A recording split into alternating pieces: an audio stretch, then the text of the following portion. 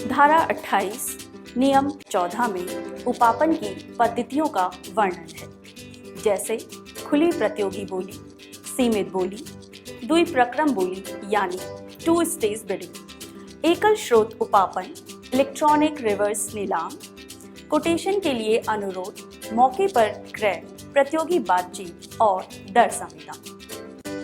नियम 27 में work order system और पीस वर्क सिस्टम दिया गया है, जिसे मिलाकर अधिनियम और नियमों में कुल 12 प्रकार की उपापन पद्धतियां उपलब्ध हैं।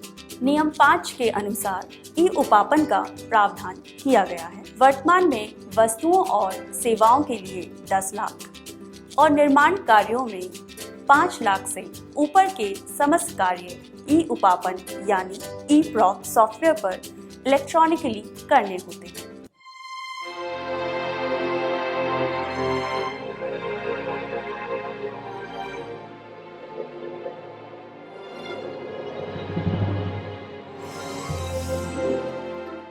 राजस्थान लोक उपापन में पारदर्शिता अधिनियम और नियम दोनों में ही मेथड्स का वर्णन मिलता है।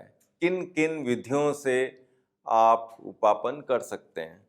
देखिए, ये तो दे रखे हैं धारा 10 में, नहीं सॉरी धारा 28 में, है ना।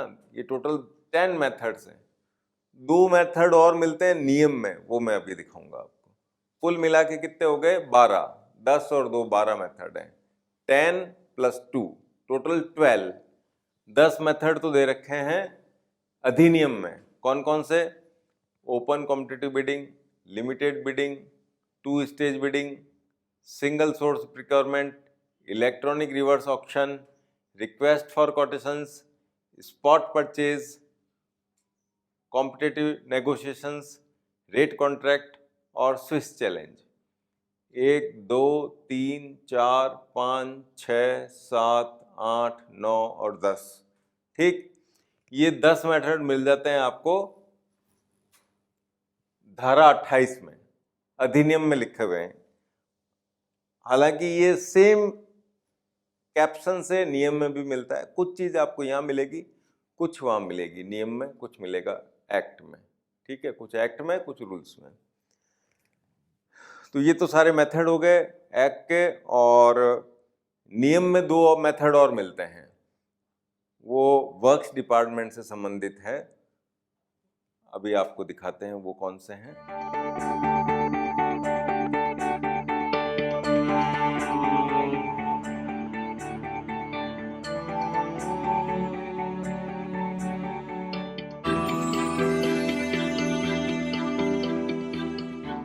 अब देखिए, ये रूल 5 है, नियम 5। स्लाइड थोड़ी कट रही है इसमें। नियम 5 ई प्रिक्योरमेंट के बारे में है। नियम 5 जो है वो हमको ये पाबंद, देखो अब मेथड चालू कर दिया हमने पढ़ना। तो मेथड सबसे पहले बाइफर्केशन आ गया, ये बंद लिफाफे में लेवें या इलेक्ट्रॉनिक तरीके से करना है। तो अभी सरकार ने नियम में पहले से ही लिखा हुआ है कि ई प्रिक्योरमेंट आप करोगे जो भी लिमिट सरकार तय कर दे। ई प्रॉक में ये क्लियर किया हुआ है कि गुड्स और सर्विसेज के मामले में 10 लाख से ऊपर जो है, जो भी टेंडर करने हैं वो ई प्रॉक पे करने हैं। और वर्क्स के निर्माण कार्यों के 5 लाख के टेंडर हैं वो आप करेंगे ई प्रॉक पे। यानी वर्क्स में तो 5 लाख से ऊपर के सारे आपको ई प्रॉक पे करना है। गुड्स वाले जो हैं 10 लाख में करना है। ये ऑर्डर निकला है 31/8/2016 को।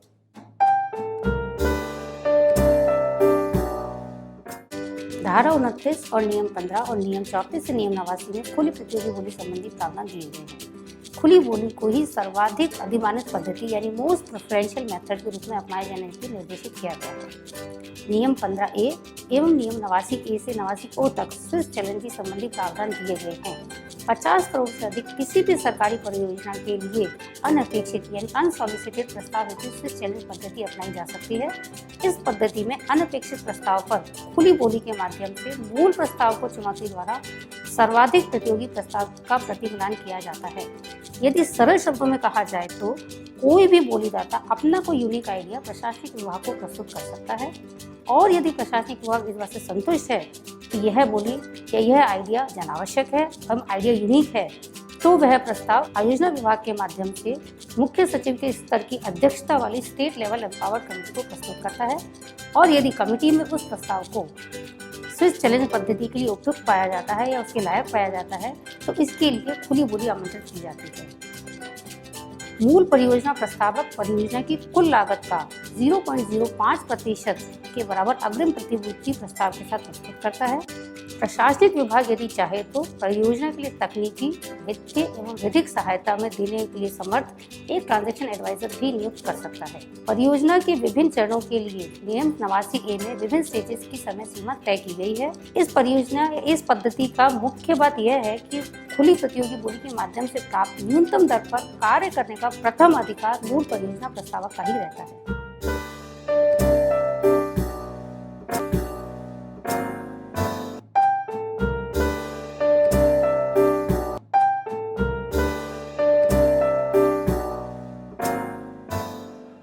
अब हम बात करेंगे open competitive bidding. Open competitive bidding यानी खुली निविदा। खुली निविदा एक्ट और रूल्स के अनुसार मोस्ट प्रिफर्ड मेथड है, सबसे अधिक अधिमानित ये तरीका है, इसी को अपनाना जाना चाहिए। जब भी आप ये ना अपना पाओ, you have to record the reasons, आपको कारण बताना पड़ेगा आपने खुली निविदा क्यों नहीं की, दूसरे मेथड में क्यों गए। ठीक है, तो ये खुली निविदा के प्रावधान हमको धारा 29, नियम 15 और नियम 34 से 79, ये सबसे लंबा है, सबसे लंबा चैप्टर ये ओपन टेंडर का है, ओपन बिडिंग, जिसको ओपन कॉम्पिटिटिव बिडिंग कहते हैं।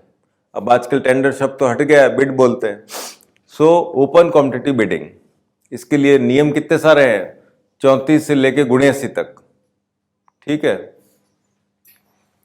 सेक्शन 29 कहता है कि मोस्ट प्रिफर्ड है, मतलब सबसे ज्यादा आप पहला जो प्रिक्योरमेंट की बात है आपके दिमाग में क्या आना चाहिए, open competition, open competitive bidding. ठीक है, खुली निविदा का आपके दिमाग में आना चाहिए, बिकॉज हमारा एक्ट कहता है कि मोस्ट प्रिफर्ड है। अब इसमें आप 2 स्टेज बिडिंग भी कर सकते हो। 2 स्टेज का आपको पता ही है, 2 स्टेज जो है 2 पार्ट से डिफरेंट है। देखो एक्ट और रूल्स में 2 शब्द हैं, 2 पार्ट 2 स्टेज, दोनों में फर्क हमको समझना पड़ेगा। 2 पार्ट तो वो है जहां पर कि आपको लगता है कि तकनीकी स्पेसिफिकेशन का इवैल्यूएशन अलग से जरूरी है, मतलब तकनीकी बातें बहुत इंपॉर्टेंट है उस टेंडर में, तो आप एक तकनीकी बिड बनाते हैं, उसमें उसको टेक्निकली एग्जामिन करते हैं, वो कहलाता है टेक्निकल बिड, और वो पार्ट 1 है। पार्ट 2 होता है फाइनेंशियल बिड। ये तो हो गया पार्ट 1 पार्ट 2। ठीक है, लेकिन ये अलग शब्द है, देखिए 2 स्टेज, स्टेज 1 स्टेज 2, ये क्या होती है। स्टेज 1 स्टेज 2 वाली आप बिडिंग में तब जाते हैं जब आपको टेक्निकल स्पेसिफिकेशन का कोई आइडिया नहीं होता, बिल्कुल आइडिया नहीं है कि कोई काम कैसे करना है, आपको पता ही नहीं है लंबाई चौड़ाई क्या होगी, कैसे ये एग्जीक्यूट होगा, कुछ भी आइडिया नहीं है। सिर्फ ये पता है कि हाँ हमें कुछ काम करना है। जैसे फॉर एग्जांपल मैं इस स्टूडियो में बैठा शूट कर रहा हूँ, ठीक है, मेरी रिकॉर्डिंग हो रही है। अब इस रिकॉर्डिंग में क्या हो रहा है कि मुझे बहुत गर्मी लग रही है, एसी बंद है ताकि आवाज़ ठीक से आपको सुनाई दे, पसीने भी आ रहे हैं। अब इसकी प्रॉब्लम को सॉल्व करने के लिए मान लीजिए गवर्नमेंट एक ऐसा स्टूडियो बनाना चाहती है जिसके अंदर मेरे जैसे लोग जो शूट पे आते हों, वीडियो रिकॉर्ड करते हों, उनको ना तो पसीने आए, ना एसी चलाएं तो उसकी ब्लोअर की आवाज़ पकड़े मेरा माइक, और चारों तरफ कुछ ऐसा माहौल हो जो उसको मोटिवेट करता रहे। फॉर एग्जाम्पल स्टूडियो ऐसा हो जिसमें चारों तरफ कांच की दीवारें हों, डॉल्फिन ऊपर भी नाच रही है, नीचे भी आ रहे हैं, इधर ऑक्टोपस आ रहा है, इधर और कोई व्हेल मछली निकल रही है, ऐसा कुछ। ऐसा स्टूडियो बनाना है जिसमें बैठ के रिकॉर्डिंग होगी और उस रिकॉर्डिंग से जो बच्चे पढ़ेंगे उनको 100% याद रहेगा। ऐसा कोई मान लो थॉट आ जाए, वंडरफुल थॉट, बहुत बढ़िया है, लेकिन एग्जीक्यूट कैसे करें? ना तो हमें ये पता है कि उस कांच की दीवारें कितनी मोटी होनी चाहिए, ये भी पता नहीं है कि ऑक्टोपस कहाँ से आएगा, ये पता नहीं है कि व्हेल मछली आके उससे टकरा गई तो क्या होगा।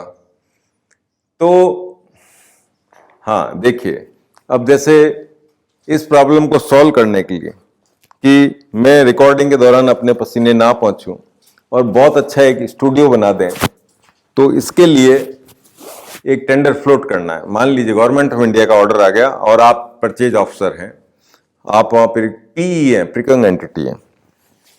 अब आपको गवर्नमेंट का ऑर्डर तो आ गया कि भाई अधिकारियों की सुविधा के लिए एक ऐसा हाईटेक स्टूडियो बनाया जाए जिसमें रिकॉर्डिंग होगी, क्योंकि आजकल कोरोना है तो ट्रेनिंग के लिए बच्चों को इकट्ठा नहीं कर सकते, ट्रेनिंग सेंटर्स क्लोज्ड हो गए हैं, बड़े बड़े ऑडिटोरियम वगैरह सब बंद है, जो भी ट्रेनिंग देनी है आपको ऑनलाइन देनी है। दैट्स वाई मैं आपको ऑनलाइन ट्रेनिंग दे रहा हूं और पसीने पहुंच रहा हूं।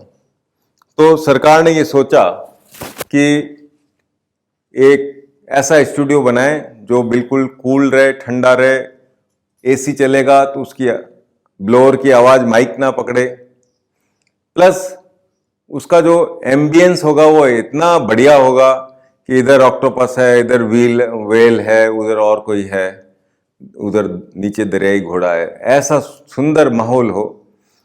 तो बैकग्राउंड म्यूजिक और वो भी हो सकता है। एनीवे, अब मान लो मैं पी हूं या आप प्रिक्योरिंग एंटिटी, अब आपको पता ही नहीं है कि यार ये कैसे बनेगा, ऐसा तो किसी ने सोचा नहीं, कभी बनाए भी नहीं।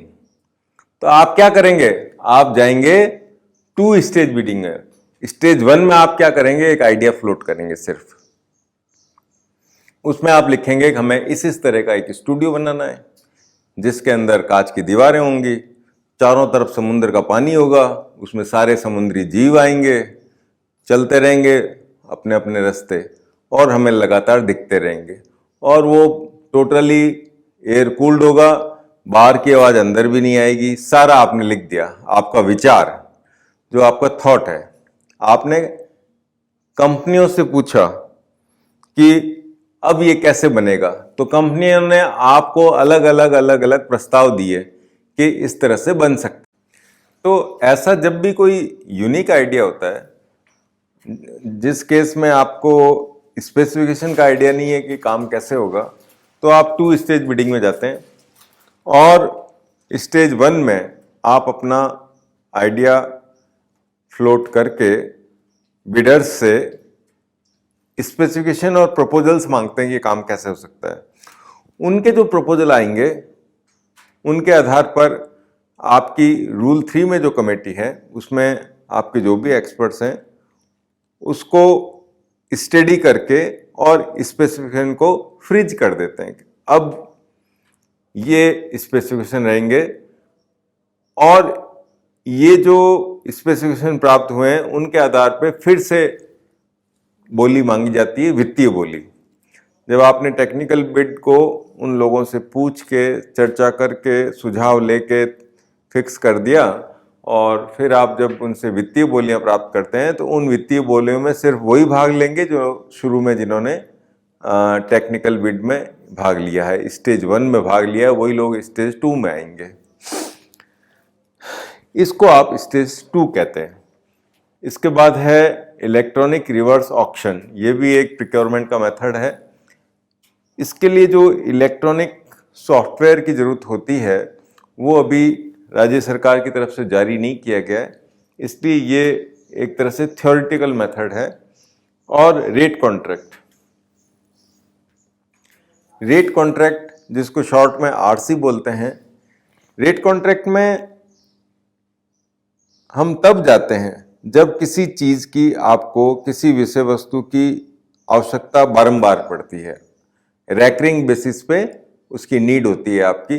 जैसे मान लीजिए मुख्यमंत्री दवा योजना, तो इसमें दवा की जरूरत लगातार है, पूरे साल है, तो आप क्या करते हैं, टेंडर करते हैं और उनसे रेट कॉन्ट्रैक्ट में जाते हैं ओपन बिड के थ्रू, और फर्मों की रेटें तय कर देते हैं। ज्यों-ज्यों आपकी आवश्यकता होती है, जिस महीने में जिस दवा की जितनी आवश्यकता होती है उतना आप ऑर्डर उसको प्लेस करते जाते हैं।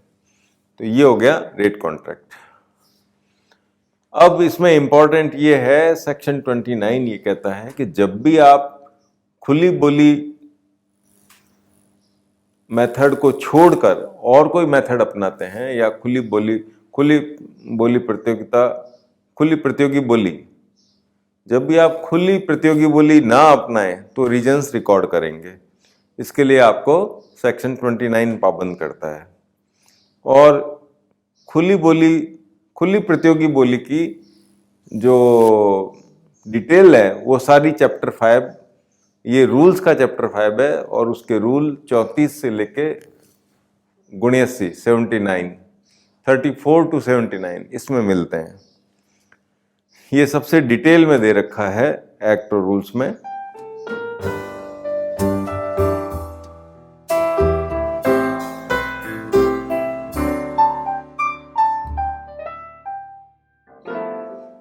अब इसमें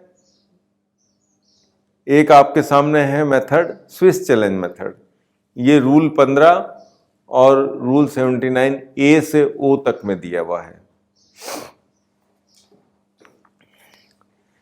स्विस चैलेंज क्या है, इसको हम संक्षेप में समझेंगे। स्विस चैलेंज की पहली खासियत तो ये होती है कि ये प्रस्ताव अनसॉलिसिटेड होते हैं, यानी ऐसे प्रस्ताव जो मांगे नहीं गए हों। अनसॉलिसिटेड एंड यूनिक प्रस्ताव, रूटीन का नहीं होना चाहिए, यूनिक प्रस्ताव हो, और 50 करोड़ से ऊपर के प्रस्ताव हों। जैसे मैंने अभी थोड़ी देर पहले आपसे चर्चा की कि ऐसा स्टूडियो जिसके चारों तरफ पानी हो, डॉल्फिन हो, मछलियां हो, साउंड प्रूफ हो, वगैरह वगैरह।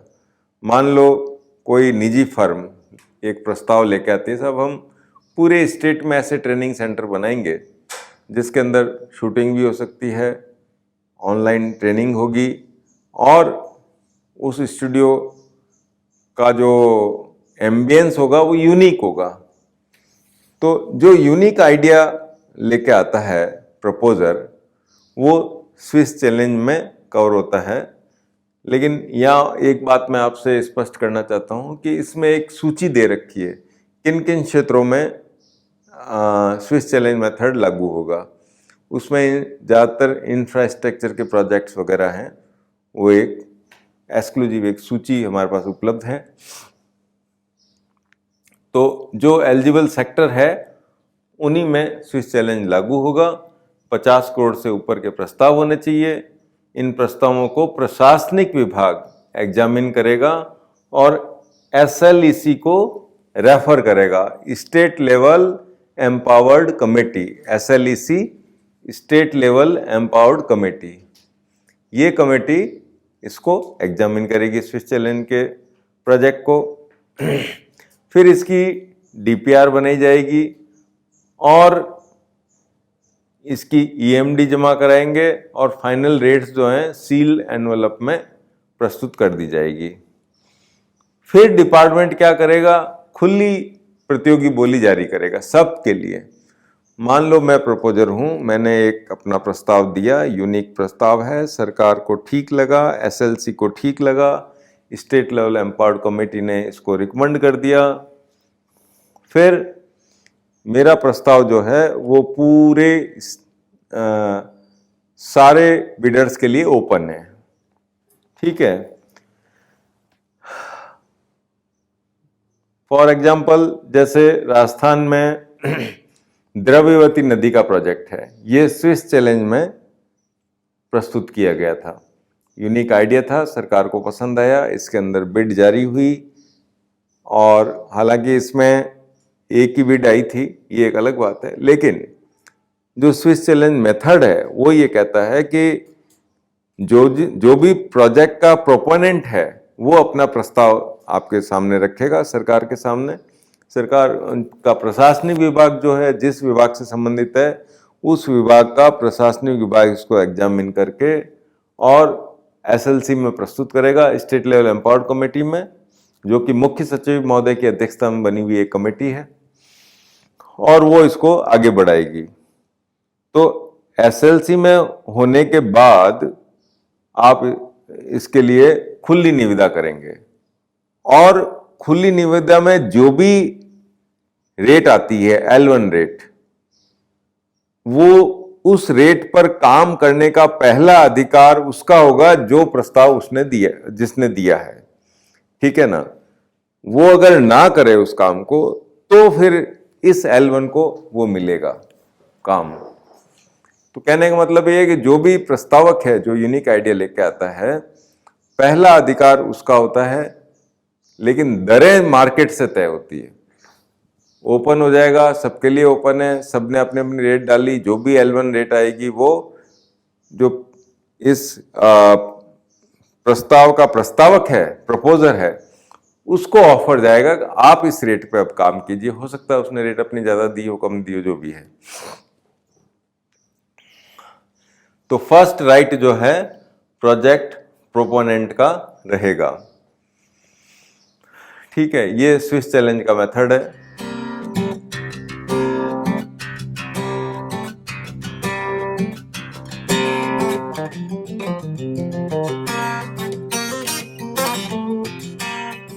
जो हमको रूल 15 और रूल 79 में दिया हुआ है, जो हमने आपको शॉर्ट में बताया है। अब इसके अंदर क्या है कि एक सूची भी दे रखी है कि कौन कौन से काम इस स्विस चैलेंज में कवर होते हैं। इंफ्रास्ट्रक्चर मेनली वो प्रोजेक्ट हैं। अगर उस में कवर होता है तो भी तभी वो प्रस्ताव आपका स्वीकार होगा।